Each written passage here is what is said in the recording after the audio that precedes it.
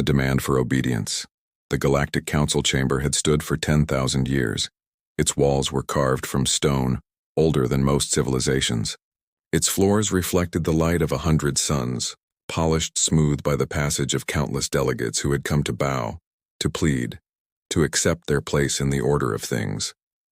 The ceiling stretched so high that clouds sometimes formed beneath it, drifting like ghosts through the vast emptiness above. This was where empires came to die.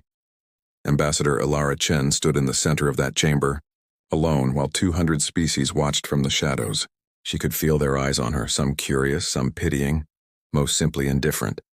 She was human after all. Young, temporary. A flicker of light in a galaxy that had seen stars born and die before her species had even learned to speak.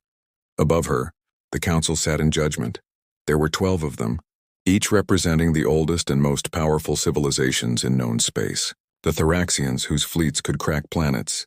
The Velcora, whose minds moved faster than quantum computers.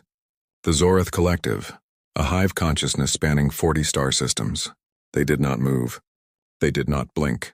They simply were, ancient, eternal, absolute. The High Arbiter's voice echoed through the chamber like thunder rolling across an empty plain. Humanity has been summoned to answer for its crimes. Ilara's hands trembled, but she kept them clasped behind her back where no one could see. She had been briefed. She had prepared. She had read every treaty, every precedent, every warning her predecessors had left behind. But nothing had prepared her for this, for the weight of 10,000 years pressing down on her shoulders, for the silence that swallowed her voice before she even spoke. With respect, High Arbiter, she said, and her voice sounded so small in that vast space. Humanity has committed no crimes. We have followed every provision of the contact accords. You have expanded beyond your permitted boundaries. The words cut through hers like a blade. You have established colonies in 17 systems without council approval. You have developed military capabilities that exceed your authorized limits. You have researched technologies that threaten the stability of this council, and the peace we have maintained for millennia. Ilara felt her throat tighten. Those colonies are civilian outposts. Those ships are defensive. The research you speak of is aggression. The High Arbiter leaned forward, and for the first time, Ilara saw his face clearly. It was ancient beyond measure, marked with symbols that glowed faintly in the dim light. His eyes were cold, not with hatred, but with something worse, certainty. Your species does not understand its place, he continued. You are young, reckless. You build weapons and call them tools. You expand and call it exploration. You defy the order of this galaxy and call it freedom. He paused, letting the silence settle like ash. The council has been patient. We have watched. We have waited. We have given you opportunities to comply, to learn, to accept the wisdom of those who ruled the stars before your ancestors crawled from the mud. Ilara's jaw clenched. She wanted to scream. She wanted to tell them that humanity had earned its place among the stars, that every colony, every ship, every discovery had been built with blood and sweat and the dreams of billions who refused to stay small, but she didn't because she knew it wouldn't matter. The council has reached a decision, the High Arbiter said. Humanity will disarm. Your fleets will be dismantled under council supervision. Your colonies will be occupied by peacekeeping forces to ensure compliance. Your government will submit to council oversight until such time as your species demonstrates the maturity required for independence. The words hung in the air like a noose. And if we refuse? Ilara asked quietly. The High Arbiter did not blink. Then the council will act, swiftly, decisively, as we have done for 10,000 years. Around the chamber, the delegates of 200 species shifted in their seats. Some looked away. Others watched with the blank expression of those who had seen this play out before, who knew how the story ended. Ilara stood there alone in the light and felt the full weight of history pressing down on her. She thought of Earth, blue and fragile, spinning quietly in the darkness. She thought of the colonies scattered across the void, of the children who would grow up under occupation, of the fleets that would be torn apart before they ever fired a shot. She thought of what her superiors had told her before she left. Stall them. Buy us time. How long do we have to respond? She asked. 72 hours, the High Arbiter replied. After that, The Council will consider silence to be an act of war. He rose from his seat, and the others rose with him, a wave of ancient power that swept through the chamber like a cold wind. You may go. Ambassador Chen, return to your people. Tell them what has been decided. And tell them this. He looked down at her, and for a moment she saw something almost like pity in his eyes. The Council does not wish to see humanity destroyed.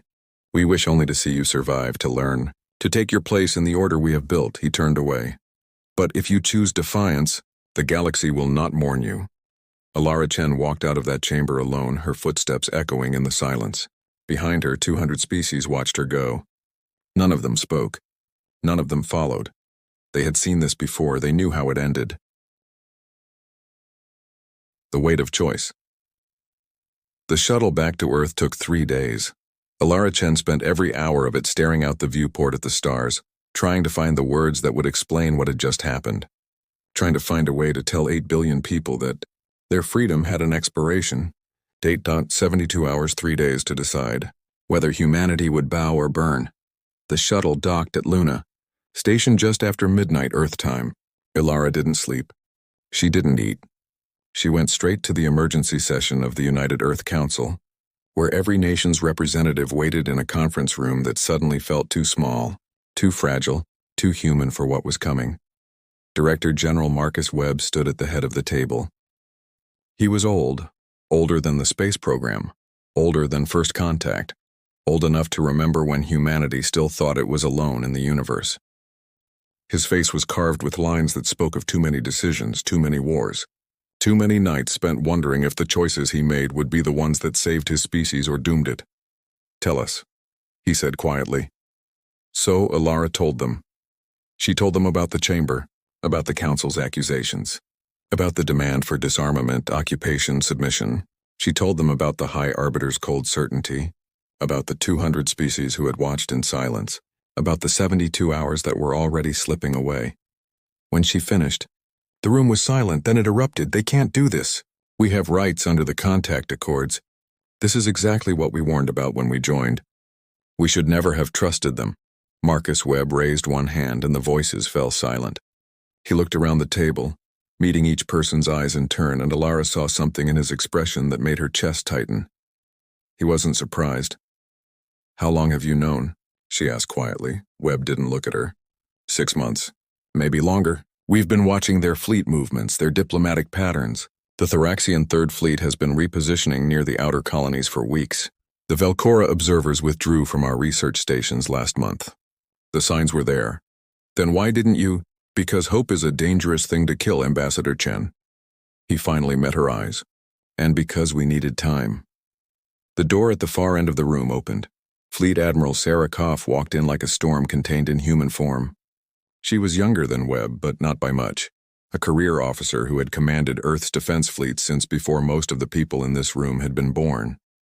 Her uniform was crisp, her bearing military perfect, but her eyes were tired. The kind of tired that came from carrying weight no one else could see.